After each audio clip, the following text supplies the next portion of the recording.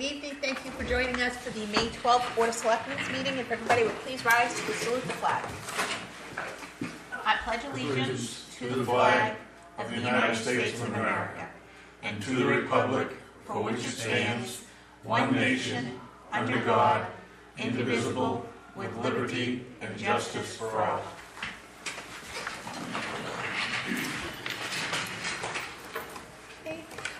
Under announcements, just a reminder that this Thursday evening is Candidates Night here in this room at 7 p.m.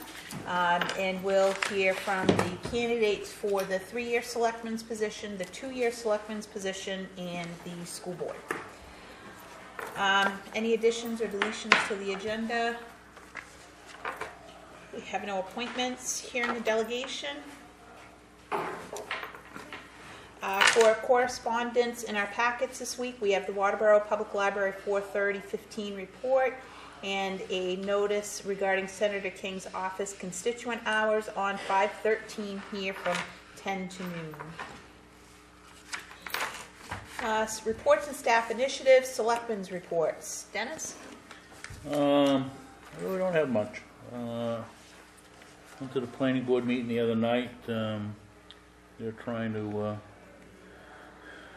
I think get kind of reorganized a little bit. They talked a little bit after the meeting of doing some work with offices and stuff, but we need to find another couple of members so that we can have a full 7-person board there. Okay, thank you. John? I had a fairly busy night last night. I had 3 meetings, one at 5:15, one at 6, and one at 7. So that the 5:15 meeting was the 2020 in the 2020 meeting, the last meeting before the presentation tomorrow night at the fire station at 6 o'clock. At that time, last night, Tom came in with the land use chapter. Beautiful, beautiful. Really, I think demonstrates the direction that Waterboro is looking to go in as far as land use in a very graphic way. There's always a kind of a last-minute curveball. One of the economics chapter came back, and a part of the printer left out part of it. So tomorrow night, if they can't get it fixed by tomorrow night, they'll just have inserts in it and have it ready probably for Saturday. Which brings up the need or desire to have that meeting tomorrow night and Saturday recorded. So I don't know if there's any plans for that. But it would be certainly good for the public to have that recorded so that they could see what the questions were and how they were answered. And then the other thing is I will be there tomorrow evening. Saturday, I think we're kind of short. A lot of us are often doing different things. So there's anybody that can represent. Yeah, I'm going to represent. You're going to be great. After that, recreation. And I think one of the major things, other than Mike talking about field readiness, which he said is much better than you'd expect considering the winter we had. The fields are in pretty good shape. But a youngster, about a 6-year-old, fell through the equipment the other night. She was okay, but she was stuck. And it was around 7:30, so it was starting to get dark, and so the 911 was called, and they got her out of there okay. But Mike, after talking with Gary, decided that probably ought to shut down that piece of equipment until it can get fixed. And I know that there was a call went into the equipment manufacturer, and they were supposed to get back. I don't know if they got back today or not, but So that's a piece of equipment that it could go another 9 years before a youngster falls through it again. But one does, if another one does and gets hurt, and we don't do something. So I think it's a good move to play the conservative move there and to shut it down until we can fix it, make sure. So that was a great deal of the discussion in recreation, other than Tom Brady's punishment. And then after that, the cemetery meeting had 9 people there. So there's 3 people that have got their paperwork in to join that committee. That'll get us up to 6. So a lot of the discussion there was getting the flags for veterans put on grave sites before the next week is up. And the new members have taken on some of that task. So that was the first meeting, and went smoothly. I left a little bit before it ended. Anyway, so that's pretty much what's happened on those 3 committees. Okay, thank you. Gordon? In line with what John, had to say about the placement of the flags, I'm going to make contact with Deputy Solomon. He's the school resource officer for the Massabesic school system, and he's also heads the law enforcement cadet program. And I'm going to see if that is something that cadets may undertake as a project. So I'm going to try to speak with him either tomorrow or Thursday to see what I can do to firm that up. Now, who would the contact person be for him to get a hold of? Angela McCoy or Jim Carl, who's had the flags and knows where to. Okay. Yeah. Or Christina, or myself. Oh, Christina or yourself. Okay. Yeah. All right. Good. I'll have him touch bases if that's something they would undertake. Thank you. Now, when you're talking about the equipment, you're referring to the playground at Friendship Park? The actual playground equipment. There's a kind of a bridge, yeah, and on the side of the bridge, there's some support mechanisms. And this kid had, really small feet, and kind of wedged down in between in the equipment. She didn't get hurt. I think she was from Sanford, but they called the next morning and said she was okay. So. She didn't need a ride to the hospital or anything, but I think she's probably a little afraid. Couldn't get out of there, and it was it's getting dark. Unsettling for a girl to be stuck in there. Yeah. Good. That's it for what I have. Thanks. The budget committee met for their York County Budget Committee meeting for their organizational session was last Wednesday. I wasn't able to attend, and because I wasn't able to attend, they voted me secretary. So I'll make sure I hit the rest of those meetings. And then last night we had 12-town group. Very low attendance. There was only 6 of us here last night, but we continued to talk about the high-speed broadband. The Southern Maine Regional Planning worked with John Sylvester and some others to put together a handout about what high-speed broadband is, and the survey that I had mentioned that we were going to be putting together. We tweaked the survey last night. Some of it was a little bit confusing. And the high-speed broadband, I think a lot of people think, well, I have Time Warner, so I have broadband internet. But the standards of broadband have changed so that what we're getting currently is not true high-speed broadband. So we're going to polish that presentation in the survey, and we should have that done in time for town meeting so that we can hand that out at town meeting. Then what I'm hoping is maybe the survey can go out on the listserv so that people will be interested in taking it, and then have it on the town website. And we'll look at collecting from all the towns in the 12-town group by August, and see what exactly the interest is in pursuing, if we want to look at, is there a demand for increased broadband service? So we'll be working on that. That's all I have. Town Administrator's Report. Thank you, Madam Chair. Several items have been covered, so I'll be a little more brief. I guess I would reinforce the comprehensive plan meetings, 6 o'clock tomorrow night at Central Station, and Saturday, this Saturday, the 16th at Grange Hall. We have a lot of executive summaries that are on the table over here. David, if you could take a shot of this, as I'm assuming you are right now. And we have plenty of these executive summaries, which is 1 to 3 pages of each chapter.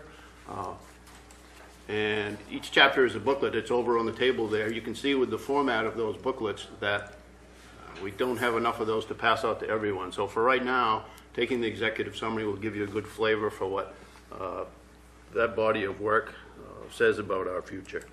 We do have two vacancies on the planning board, and we really do need to fill those to make that board properly functioning.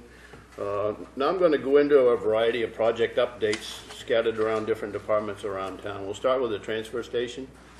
There's a new compactor container that's been ordered. Quite some time there's been a roof that we've wanted to build over the recycling compactor. The delay on that has been me and not Clint or the Public Works Director, so we're discussing whether or not to do that with in-house labor or not. So that discussion continues. Straw Mill Brook Road drainage should be completed by quitting time Monday. There's about 2,000 linear feet of grinding and paving. Paving to follow after July 1st. There will be another 1,000 feet of just paving on Straw Mill Brook. We'll actually raise about 2,000 feet of that road up with a foot of gravel before it's paved later this summer. Deering Ridge Road drainage work should be done by June 1st. Some additional ditching after that, and then it will be paved after July 1st in the new fiscal year. Folks should know the finished coat of paving on New Dam Road is going to go in possibly this Thursday. Excuse me. You'll see some work over at Friendship Park. We're putting in a water line with 3 barn-style hydrants, I call them, frost-proof hydrants, so the rec department can have proper water over there to grow nice green grass. If you haven't seen the bus over at the fire station, swing in and take a walk through. It's a bus that was given to us by the school department to use for the fire department and the other RSU 57 towns on hot days when firefighters are overheated and on very cold days the 3rd week of January when everyone's frozen up. There's a bathroom in the back of it. It's set up to hold quite a bit of gear and people, whether you're overheated or freezing. An awful lot of volunteer work went into that, and not a whole lot of money. We have a constant problem here of people stealing signs around town. So if you see somebody who has a sign in their house that's a town sign, a town road sign, let them know that that's illegal. And we'd like to catch some of these people because they seem to continually do it, and it's costing the taxpayers money to replace these. And also just more of a note to the board that we've started town hall staff meetings. We're going to try and hold those a little more regularly and get back on a regular schedule. And that's all from me. Okay, thank you.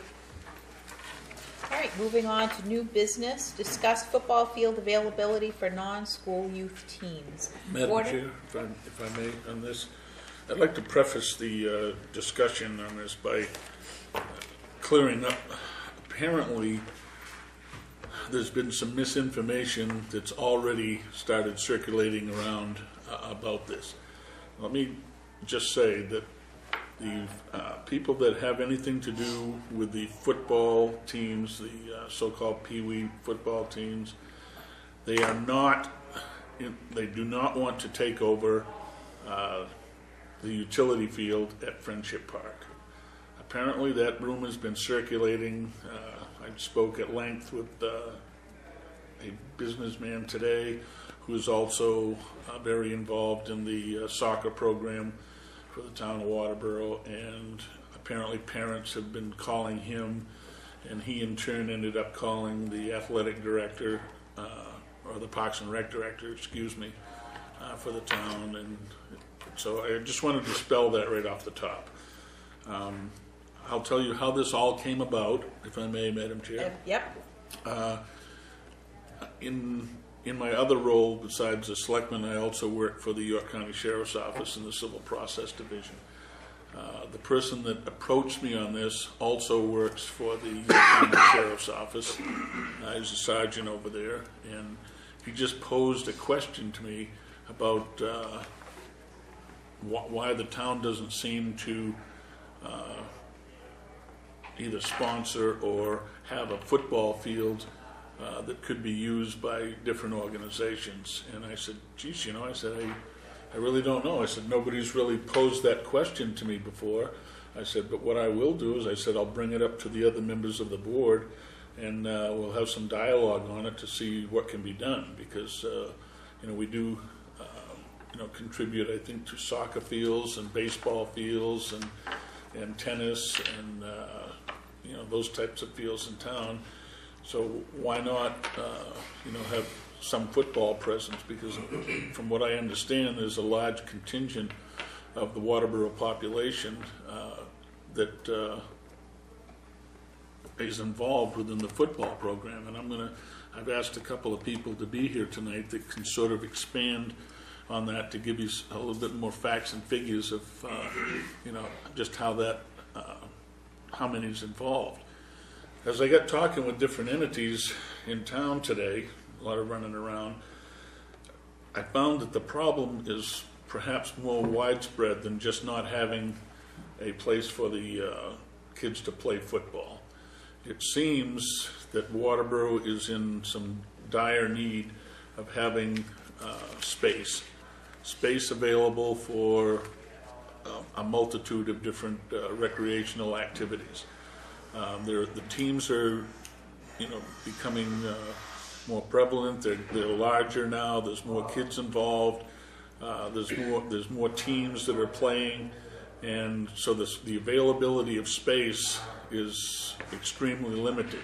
And right now, the football team has been playing at the high school, and because of the multi-use over at the high school, they're starting to become increasingly shuttled out of the way, based on the activity that the school was presented with. So that's the dialogue. I have invited Mr. Keith Gary, who's the chairman of, and I can never get this right. It's the MAFAT, but it's Massapequa Area Youth Football and Cheerleading. Okay. So I would ask you to, if you wouldn't mind, to step up to the podium and explain what the program is, how many kids, particularly your Waterboro families, are involved in this, both on the football and the cheerleading side, so that we have some idea of what the whole involvement is. The second party that I've asked here is Mike Hayes, who originally started this dialogue. He's also one of the coaches, and I guess has been for the last roughly 15 years. Is that correct, Mike? No. For the last couple of years. Oh, last couple of years. Okay, my mistake. I thought it was quite a while. But anyway, Mr. Gary. Thank you. Give you a brief history of MAFAC.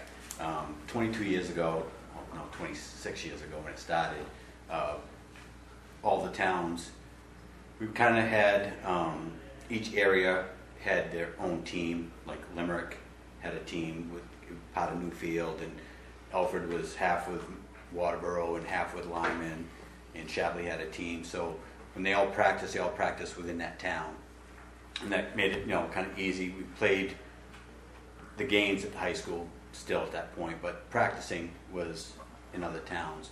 And then 5 years ago, we did away with that, and now we have 3rd and 4th teams, 5 and 6 teams, and 7 and 8 teams that we play other towns now instead of in-house, which is a lot better for the kids, because when they get to the middle school, they're not playing against kids they played against for 5 years, and there was a lot of animosity that way. Now we're going out, we're playing different, from Portland to Kittery, playing different teams. And so that we had to group all the kids together into one area for practice.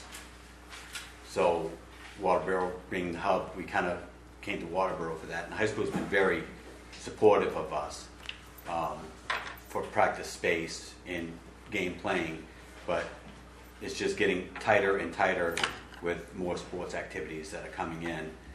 And with the problems with the high school fields, with the grubs, we're kind of getting, we might have to get moved around a little bit. So we just were looking for maybe a central place where, we could practice, and then maybe turn into a field opportunity down the road. We approximately have 250 to 300 kids in the program. Probably 3/4 of those are Waterboro kids. It's a lot more than half anyway. So we kind of like to keep it, you know, in Waterboro where it kind of started, and that's the hub for it. So.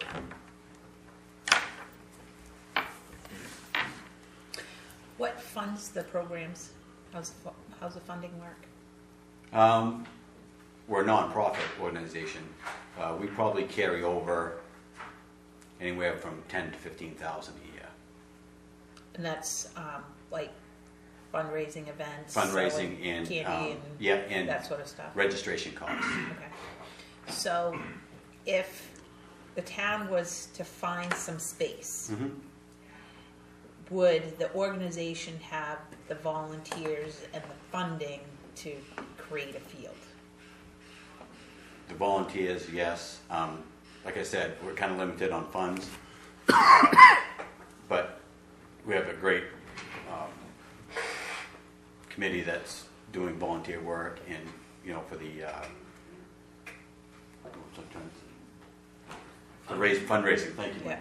Fundraising, and you know, what we're going to be looking at. I think we're trying to put money aside for this every year, and it's building. You know. So you're an incorporated nonprofit Yes. organization. Okay. Yep. Middle school have space to practice? They do, but it doesn't help with 250 kids in one field area. Can you stagger the practices so that the young kids are practicing at one time, the older kids? We have one coach that does 3rd through 8th, and what his philosophy is that, and he can speak to you after, but is that it like to be one entity. That's why the big kids play with the little kids, you know, and kind of help out. So that's why we kind of do it all at the same time. But Mike can expand on that after. Madam Chair, I've also asked Mike DeAngelis, our Parks and Rec Director, if he would be here, because he and I spoke at length today, and regarding the middle school, they're having and correct me if I'm wrong here, or expand on it as you would, Mike, they're having a very bad problem with grubs over there, where Yes. they've had to turn over the soil and try to eradicate those, so that those fields are currently unavailable. Apparently, one of the fields that the Football League was using was the Lions Club field out in the outfield. But apparently there's an issue out there with the life of the grass, and there's been so much usage because of soccer and everything else that he's in danger of losing that soil. So he's going to have to. He says he's going to have to shut that down. He's not in a position to where he's got so many fields to manage that he can't really take on another field to try to. Manage that as well. That's why I'm glad that Madam Chair had brought up the issue about you having volunteers that could take care of that. Yeah. Because while he's supportive of the concept of having playing space for football, he's not really supportive of his office having to do all the maintenance work because he's just so strapped right now. They have no money in their budget. Am I correct so far? I'll give you a C+. May I? Yeah. Thank you. Nice to see everybody tonight. Thank you. Yeah, it's tough. I mean, we're walking into a budget season right now, literally. We're going to be standing up at town meeting in 3 minutes and voting on a Parks and Rec Department budget that really hasn't moved significantly in 15 years. And so we've got maintenance under that umbrella, and we've got the full fiscal year budget right in front of you folks, which you can take a look at today.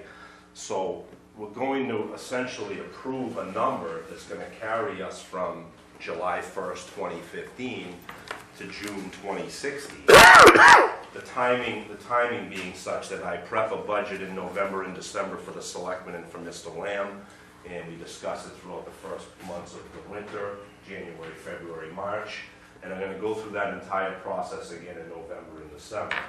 So you see what we're backed up against here as far as my department financing. Management, I don't have a problem with. We can cut grass, we can cut it fast and 30 miles an hour on our mower. If it's already there, I'll cut it and I'll maintain it. I don't have a problem with that. Funding is going to be a problem, simply because the way that the government of the town works is, I go to work in December, prep a budget, Gary and I meet, Finance Committee meets with us, we get ourselves into March, we get something on paper, we tinker with it a little bit, we approve it in June, and that's gonna carry me from July 1 till June 30th of 2016, and then we're gonna go through the whole process again. So, to help you fund, it's gonna be difficult for me to do until 2017. We're already at that point where we're locked into our 2015-16 budget. I'm going to re-budget for us like I've done every year, and that budget will carry us from 2016 to 2017. So in the best case scenario, without stepping into a special town meeting to fund something, which would be certainly up to the selectmen to decide on, we're quite a ways away from the town of Waterboro being able to fund the field for you folks. We've had a perfect storm of field issues take place. Last year when Mayfac came into my office requesting Lions Field, I gave it to them like I do every year, and I always put this little item out. If the soccer program wants to use that field, I'm going to have you folks share it 50-50, and it's worked out great.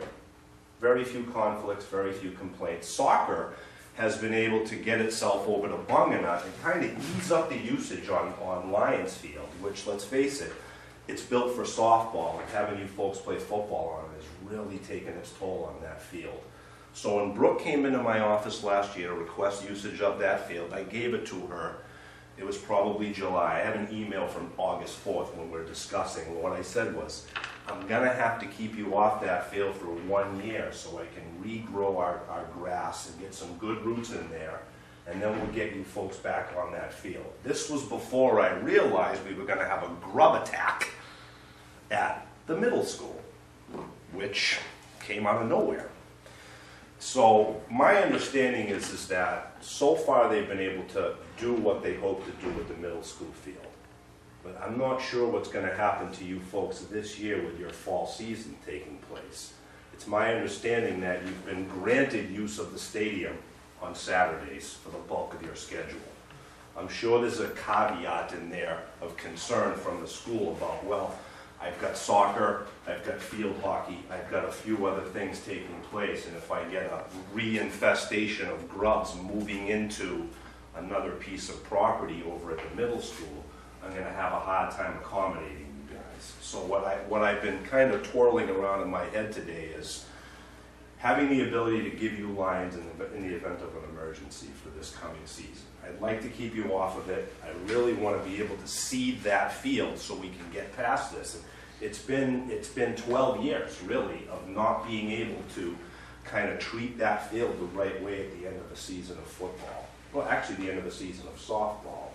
Softball is going to essentially get off of that in August, which is about the time when it would be great for us to aerate it, top dress it, fertilize it, seed it like crazy, and get that root structure where it needs to be. So you've got a friend and a person that's certainly interested in the kids. But I don't know, we're kind of strapped by what we do as far as the municipality, how it calls for it, and we've got the issue of what's hurt you at Lions, what's hurt you at the middle school. The other piece that kind of plays into this is that being a volunteer organization is amazing. Shaker Valley Little League's got a volunteer organization. Massabesic United is a volunteer organization. These organizations are critical to our children and to our community. It's nice. It's nice to watch the kids play baseball on a Saturday. Nice to watch the kids play football. It's nice to see it in the newspaper. It's a great thing. Without that, it's not going to exist. There's no way this municipality, hardly any municipality, can manage all four of the big sports: football, baseball, basketball, etc., hockey. It just doesn't happen. These youth organizations are critical to that. So because of that, because it's a volunteer-based gig, it's next to impossible to get these volunteers to a practice right after school. You know, the game's working 9 to 5, Mike. So you have to tell your coach, we're going to have a 5:30 practice, and on November 6, October 10, whatever it is, it's getting dark, which has made Lions critical to soccer and football, because it's got lights. And that's been the real piece of it. I mean, it could be any kind of field. The fact that it's got lights makes it huge. So I've got an amazing amount of gratitude and respect for these volunteer organizations. I work with them all the time. I'm involved with Little League, I'm involved with the hockey gang, I'm involved with the soccer gang. I try to do as much as I can. Cutting the grass is the easy piece, but how we fund it and these little intricacies do make it difficult. Questions? Anything? Mike, did you want to speak? Yeah, if you Yeah. don't mind. Yeah, sure. The only thing, and I appreciate, the only thing I'd like to say, and I agree, Mr. DeAngelis has been accommodating, but again, it's a softball field. I think that, my thought for bringing it to the attention of Selectmen Littlefield was just basically to put it in the minds that if you think about the district of all these children, we have a lot of soccer fields. I mean, I can't even name how many soccer fields we have. And then we have tons of baseball fields, but think about how many football fields we have. We have one. And we got kids, some of them are practicing, and we split them all up. Some of them are practicing on a softball field, some of them practice over here on a field hockey field, and some of them practice and they're all split up. And the difficult thing, back to Mr. Gale's comment about, well, why can't we divide up the practice times? One, around that time, what I like to do as a coach, I want to make school is the #1 season, as I always tell the kids. So the most important thing is that when we start, we got to make sure that parents are able to get them there on time. So we need to make sure parents work usually till 5 o'clock. So we try to start practice around 5:30, 5:45, and then you try to get good solid time. And you want to make sure the kids are home before 8 o'clock. So you try to go to 7:30, make sure they're home before 8 o'clock. So to try to get you can't really offset times. The other troubling part of it, you're talking siblings, so now you have parents and siblings at 2 different times. It really becomes difficult. It just makes more sense to get them out of there early, and you have that short window where you really can't offset the times. The other piece is that I just thought it was a great opportunity to kind of put it out in front and make us start thinking about Waterboro is the hub for RSU 57. Everybody's coming here, especially with Mayfic. I thought it was a great opportunity for us to talk about it and see if in the future we could work towards, collectively, maybe getting there someday. And if it's not in the cards, it's not in the cards. But at least it's something to talk about. I think it's just the right thing to do. So that's it. Thank you. Well, I did speak with the town administrator earlier today for a period of time, and there is some land options that we were looking at. Nothing in stone, but we just looked at it and said, wow, this would make an ideal, athletic park. And so that's something that I think that we as a board need to try to come to terms with, in a discussion period to see whether or not that's something that we can pursue actively. But again, it's going to depend on, how much that is going to cost. It always seems to boil down to what the bottom line is, how much the taxpayers, can bear. They're already going to be asked to look at an expansion, or maybe not an expansion is the poor choice of words, but a renovation of the existing athletic fields at the high school. And now, we bring this up, but I do think it's an important aspect for the town to at least look around at some of the properties that might be available so that we could, get that space for all the sports entities. Because, like I said, when I spoke with other business people in the community today, they acknowledge that space in general is at a critical point. And they've got to have a place to play and a place to practice, because there's a lot more travel teams now, a lot more sporting teams in general, and they've got to have a place that they can practice effectively because they're playing different areas. You know, they're playing Cape Elizabeth and Kittery, and these travel teams go all over the place. And if they don't have an adequate place at home to practice, they end up getting slaughtered.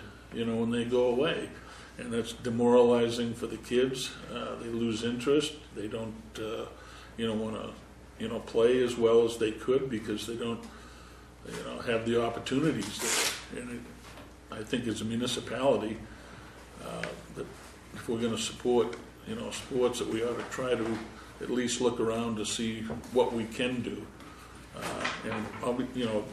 The town can't be everything to everybody all the time, but I think that we can at least have some good dialogue, and get this thing going, and then maybe people out there in the community that are listening to this that says, well, geez, I could become involved in this. I have a piece of property here that isn't being utilized to its potential or whatever, and just a whole host of things. And if there's some property available, we can bring it before the board and discuss how we want to pursue it.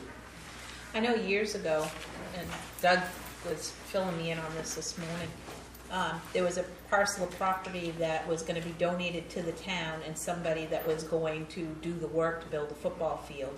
It went to town meeting, and town meeting voted it down.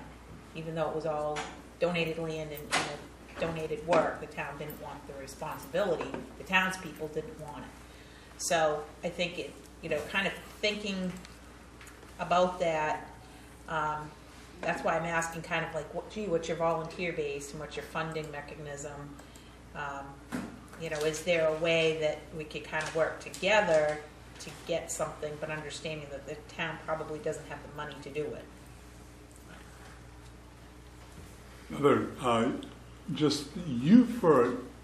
You don't need a 100-yard field for a team to practice on.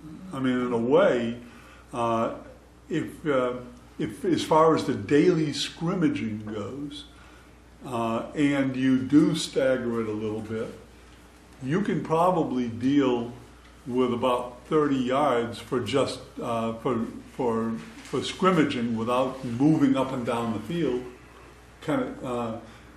And then I'm just thinking of field management here. So if you have, let's say, a 100-yard field, you get two teams practicing on that field for 50 yards in. Mike, can you come to the... So anyway, field management is a part of it too. If you're thinking there, man, we need to have 6 teams out there, and each team needs 100 yards. That's huge. You're right. I don't think each team needs 100 yards, but if you think about it, I mean, I'll give you the numbers. It's approximately 20 flag players per team. Am I right? So you have 4 flag football teams. So that's 4. So that's 20 times 4 is 80 kids. Then you have, I want to say 30 third graders, 30 fourth graders, 30 fifth graders, 30 6th graders, 30 7th graders, 30 8th graders. Then you go on to cheering, and I would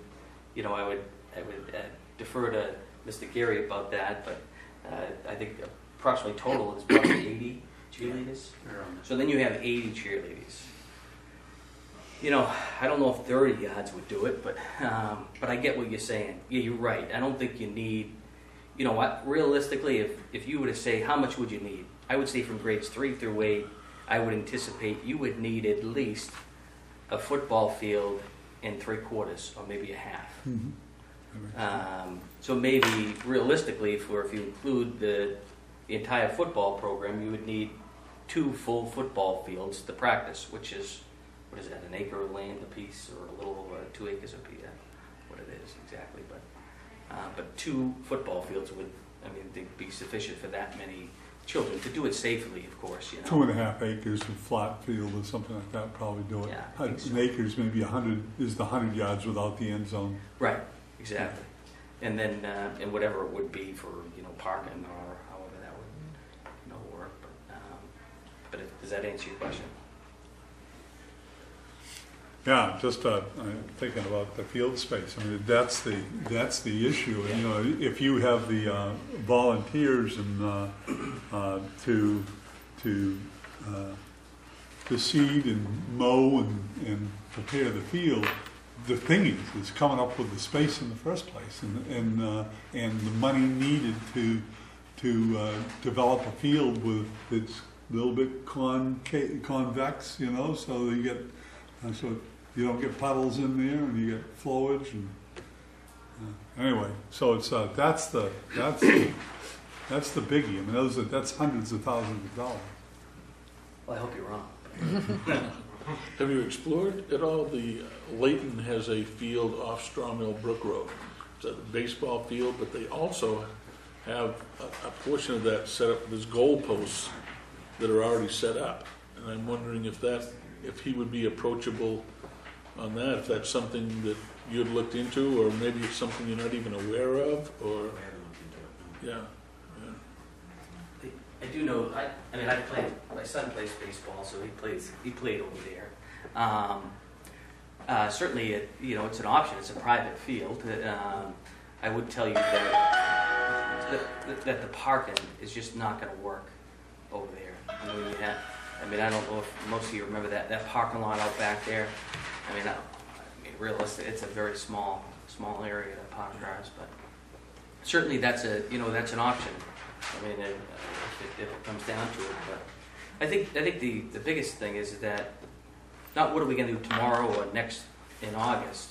I think what's going to happen the year after that, next year or the year after, because I mean, gradually I see this program continue to grow, and it's kind of it's an investment, I think, into our greatest commodity. I mean, that's really what it is, the kids.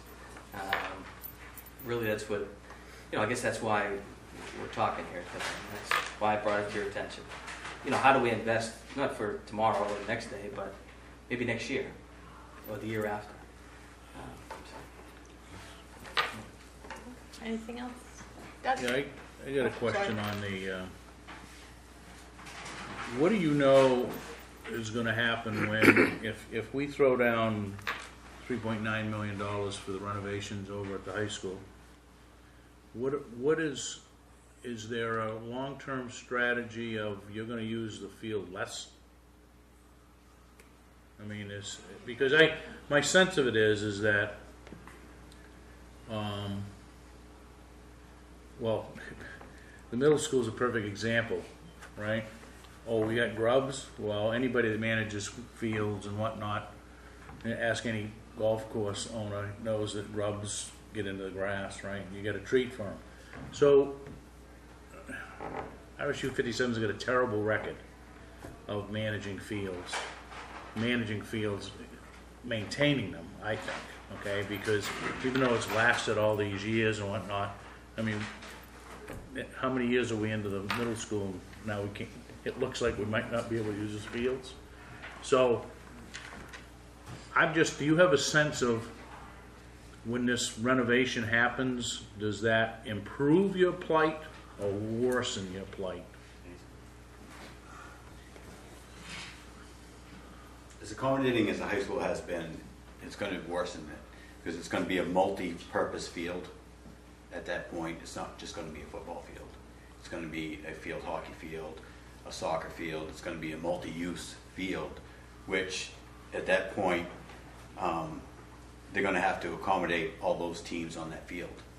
So we play on Saturdays, and if you got lacrosse and soccer and all of that playing on the same field, then that kind of pushes us out a little bit. Oh, you're never going to be able to compete with all of the school teams. Right. If like I said, high school has been great so far. Which drives you then back to, we got this huge tract of land sitting down here at the middle school that has either been underwater or now it's got grubs. Something. There's always something wrong with it, right? Which is, and I'm not sure that the town has the ability to pull a rabbit out of the hat to go find that much land somewhere else to fix that problem, unless it's a private landowner that comes forward. But, and I think Mike brings up a good point. There's only, the Lions Field only has so much grassroots structure in it, and if we're pounding that right through from spring to fall, then that's gotta have some time to heal, right? We won't bring the circus back like we did in Yeah. 2000, that's for sure. Doug?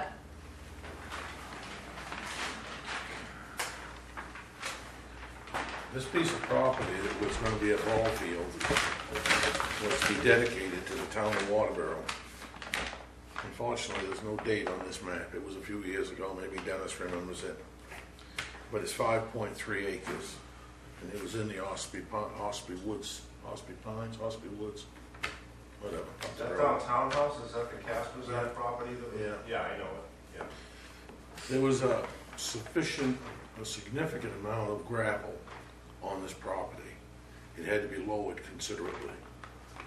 If the town does own that, which I have never checked to see if we do own it or not, was it ever dedicated, Dennis? It's deeded to the recreation department. It is? It is. I mean, there might be the possibility that you could cut that off. It needs some permits, but maybe you could sell the surplus material that's on it to generate money enough. Once you've sold the material, have the buyer of the material grade the field so that it would be in a condition that could be loaned and seeded and used for field. Because most people don't realize that a football field, a regulation football field, has about an 18-inch grade from one side to the other in height. It's level lengthwise. It has a crowning, if you want to call it that, across the field, about 18 inches. I was looking, there's only one grade on this plan, and there is a brook up here. It would take some permitting probably to get it, but as I remember, there was a significant amount of gravel on this property. And, you know, if it was proposed and a little legwork done, you might generate money enough out of this to substantially help the cause. If the town people now decided that they could afford to maintain them after it got built, which was a depressing thing, because it was going to be completely built as a ball field or a multi-use field. So I don't know if you want to discuss that. There's some thought that something could be done there. So what map and lot is that? Doug, go ahead and look at that. This plan's been kicking around for some time.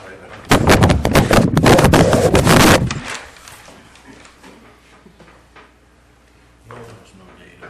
No, nothing on it. So that was just a thought I had. So, Gary, could we confirm what, if the town does indeed own that? And if That would be on the subdivision plan. And if they do, are there any restrictions on it that we'd have to be concerned with? That might be an Well, option. if there's a ball field depicted on the subdivision plan, You know, you asked about funding, which was great. I will tell you that there are options out there, a lot of options for funding for nonprofit football organizations, for grant funding. Yep. A lot. And the problem being is that you got to have the land. They're not going to give you the money unless you have the land in the proposal up front. So I mean, just to add on top of, not only do we have the fundraising committee, you know, like Mr. Gary explained, we raise money from other things, but you also have the option for grants. So Okay. that, Now, and I was asking about your volunteer.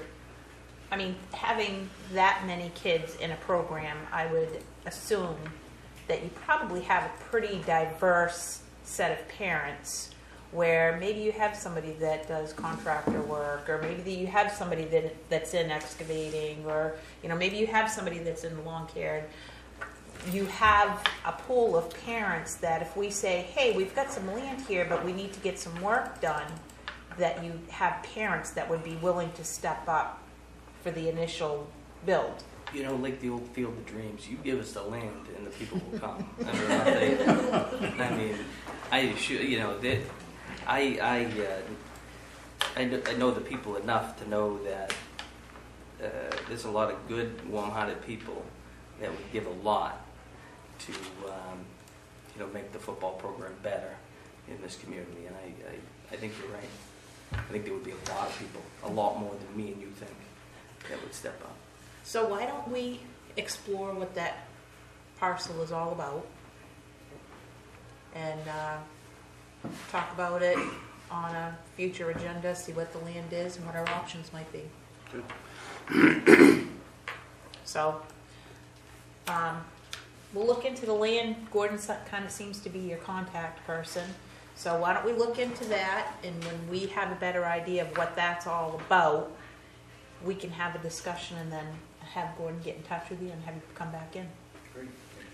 I'm going to ask a very unpopular question because I'm a big football fan and have been all my life, but with all of the negative press that's coming with concussions, what is the, do you see that deterring the future growth of the sport?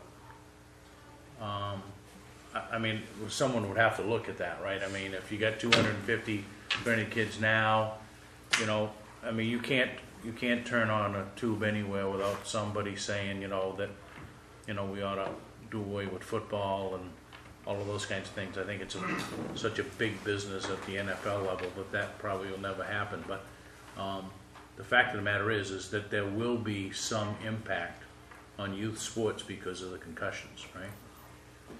We have, actually we have a committee set up that is just for concussions in the league itself. We work with the Maine State concussion group. My question is not whether or not I know, you deal with it, but we're dealing, the real issue is... I don't see, honestly, we haven't seen a decline at all. Our numbers are growing. They're not going down, they're going up. Okay. Okay? I cannot actually input on that. Not only am I with Mayfac. Can you as the identify board- who you are? Yeah, I'm Becky Hernandez. Not only am I the concession manager for the Mayfac board, but my son also plays.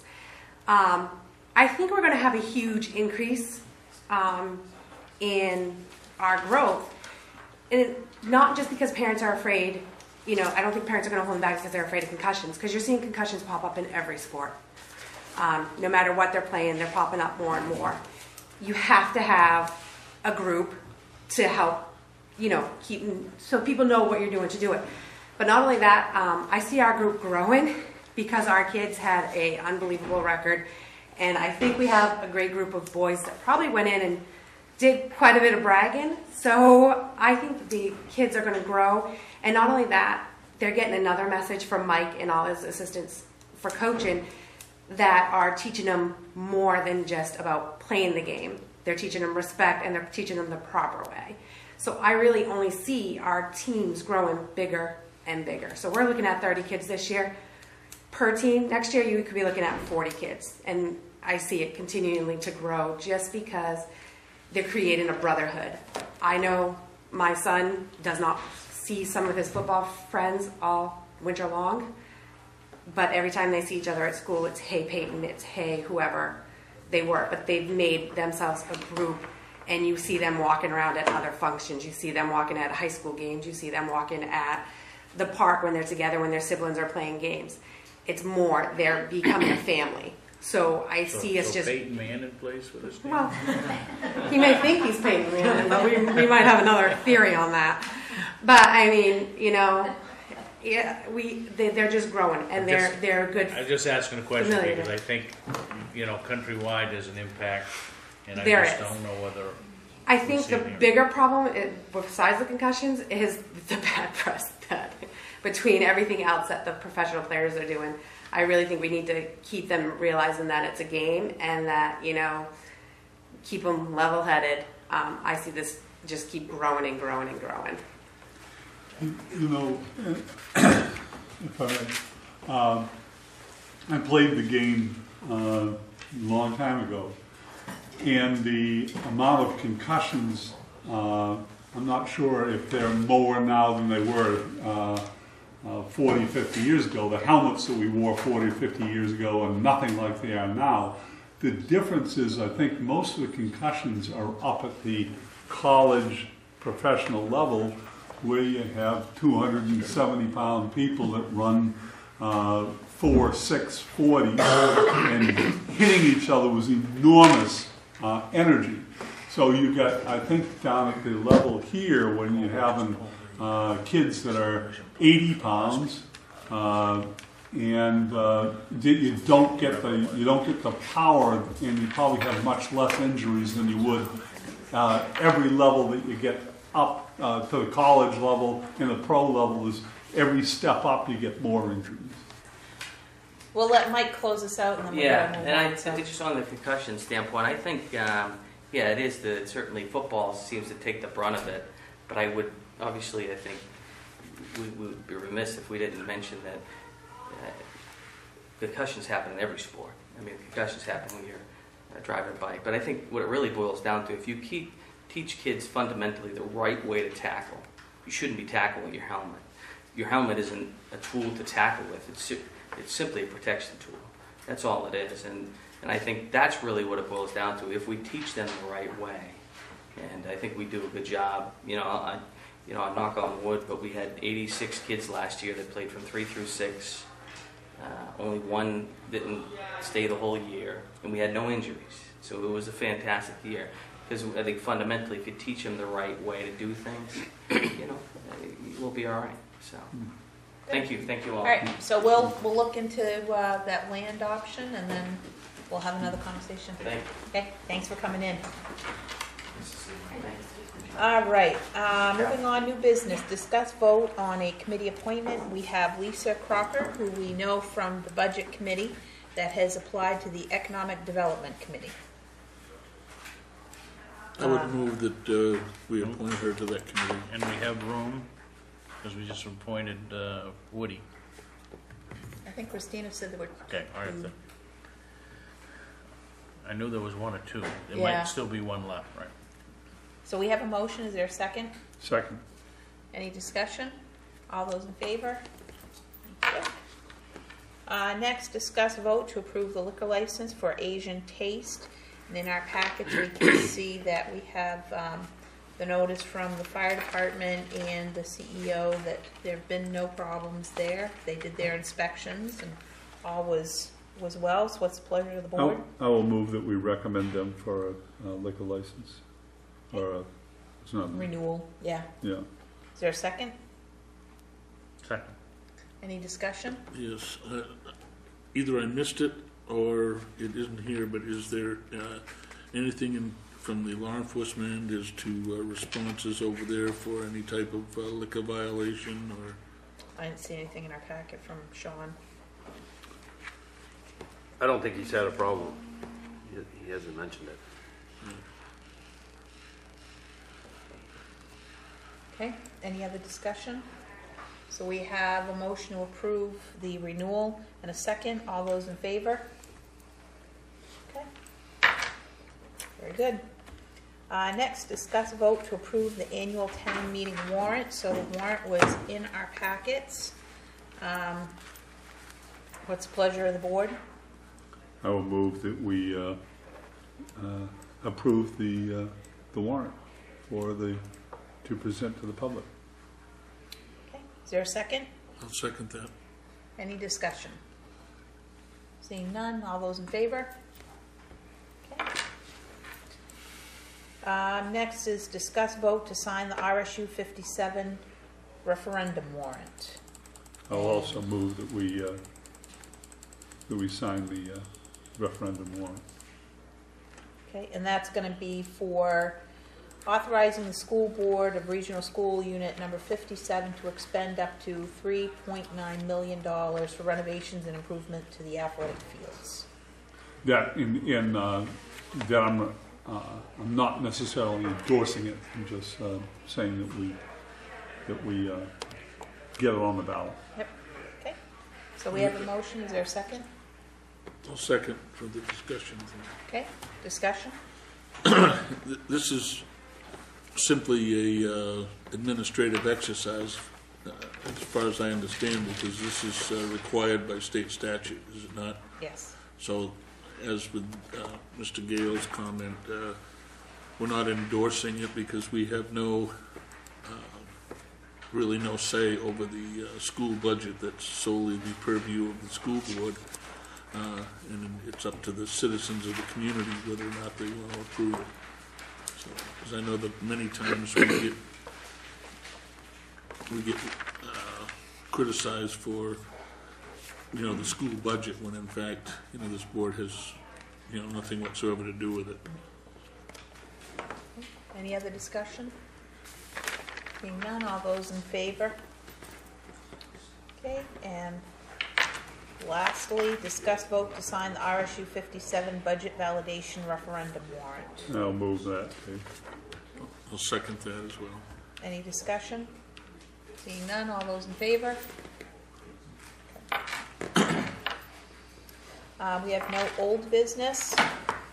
Discuss vote to approve the minutes of the April 28th regular meeting. Is there a motion to approve the minutes? So moved. Second. Any discussion? All those in favor? No pending decisions. Week's actions list. We'll make sure that Christina contacts Lisa about her appointment to the EDC, and we need to make sure that Asian Taste liquor license is taken care of. Just want to also make sure the three applicants for the cemetery committee, that they get, that we contact them and set up a time that they can meet with the board before the... Yeah. Christina's going to call them and see if they can do 5:30 at our next meeting. Great. So, discussion of agenda items. No, Dennis, you're not here at the next meeting, right? No. Okay. We have the public hearing for the municipal budget and the public hearing for the driveway ordinance. Perhaps if we have information about the land, but we'll probably hold that off till June because we might be busy with the two public hearings. The land for athletics, you mean? Yeah. Yeah, this is just to deflect a little bit. I don't know how there can be 3 lot 8323s, but there are. Is that what it is? There's 3 lots, and they're not together. They're not contiguous. They're 2 weeks from tonight may be premature. Okay, I think We'll we'll try. hold that off till June. My understanding is Give a that status property report. is in excess, far in excess of 5 acres. well, one says 8323. The first one on the plan says town open space. The other 2 just say open space. They're all open, they all belong to the town, They do. according to the assessor. All right. Thank you. But it was all originally 8323, or it was 83 and they named it 23, and you'd have thought they'd had some other designation, but they didn't. They ran out of numbers at 83. Behind David's house. One of the lots. All right. And the other. Items needing signature are the minutes of April 28th, the liquor license, the annual town meeting warrant, and the 2 RSU 57 warrants. The reminders will scroll on your screen following our meeting. And with that, we'll take a 5-minute break and then adjourn into a workshop to discuss the proposed highway entrance Madam ordinance. Chair? Yes. Discussion of agenda items? Yep. We slip over that? No, I did. Oh, you did? Okay. Yeah. Well, apparently I wasn't listening. Come on, man. Listening, and I apologize for that. I would like to have something put on the agenda that we can discuss exploring other land options within the community for the purpose of athletic space that would accommodate a multitude of things. I know that there is a parcel of property in town that has the potential of, I think, satisfying a very large part of the recreational needs. And it's also being looked at, from what I understand, from the water district as a potential site for another well, because I've received some information that the water situation within the town is at a critical stage. And this came about as a result of, I guess, some of the studies as far as the comprehensive plan and everything. All I can tell you is at that meeting with the water district, that piece of property by the owner was withdrawn from any further consideration. Now, that owner has since passed away, but Right, but that's under new, Yeah, but I mean, the but I mean, last discussion with the district was, I'm not interested in, Yeah, because I guess they're at So, yeah. they're at a loss for funds. But what I'm thinking of, this would be a golden opportunity, I think, to try to consolidate a number of issues. If the town were to purchase the land, we would satisfy the recreational aspect of it, and then we could lease back the portion to the water district so that they could have the wellhead there, and it might offset some of the appropriations that we have to make in regards to the hydrant situation. So I think it's sort of a win-win for us. I mean, I think it's worth exploring, Yep. at least. So would you mind if we held that off to our first meeting in June, because we have the public hearing on the municipal budget and the public hearing on driveway ordinance? So I think that's gonna kind of consume us. Yeah. It gives time to get some information. Well, I guess what I want is maybe just a consensus that, you know, the town administrator can at least explore, maybe by a phone call, as to whether or not this property is even available. You know, so that we could get that information back to the board for our discussion at a regular meeting. Is that what you're asking for, is a consensus right now? Well, yeah, I mean, sometimes, you know, we need to, I think, strike while the iron's hot, and it certainly doesn't hurt to make a exploratory phone call. You know, I mean, it doesn't cost anything, Right. and I can tell you I'm not interested in purchasing land.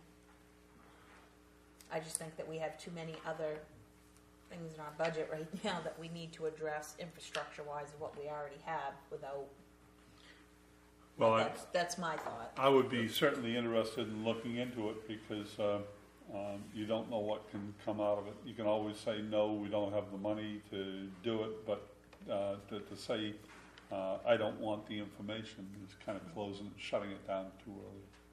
Dennis? I don't think that it would hurt to at least ask the question. You know, I don't see us as a board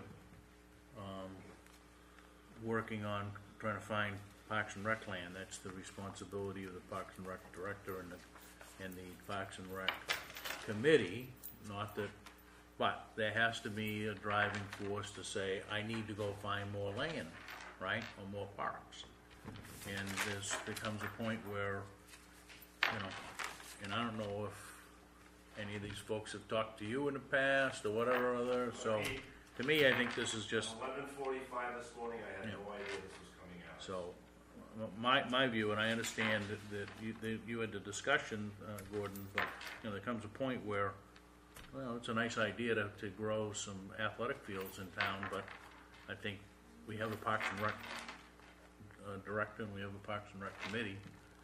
It doesn't hurt that we, as a municipality and the leadership of the municipality, go look at potential properties, but I don't really care who does it, yeah. as long as I think that we as a board can provide direction, and if it's the direction or the message to the Parks and Rec is look into it and report back to us, then that's fine. As long as I think we can have some, you know, dialogue, because I know that the space that's available currently is inadequate to support all the sport entities that we have.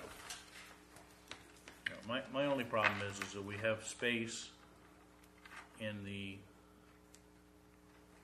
municipality that belongs to the RSU that is not being able to be used because someone didn't keep it up.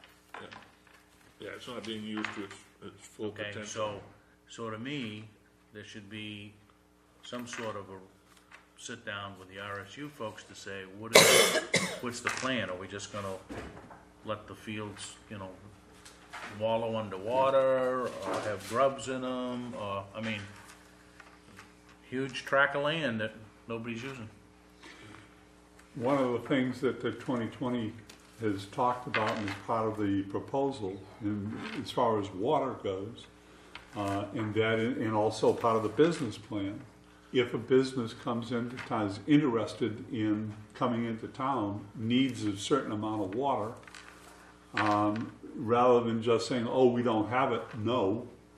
The it is looking and saying, okay, yes, I think we can do this, and having a plan in the works that, yes, we know where the water is, and if we need to get it, and we put it out before the people that it needs some funding, that may open up the business opportunities. So I think we need to do the same sort of thing with our recreation and our facilities too. So to have contingency plans. All right. So we'll have that on an agenda and scope it out. So with that, we'll take just a brief recess and then we'll go into our workshop.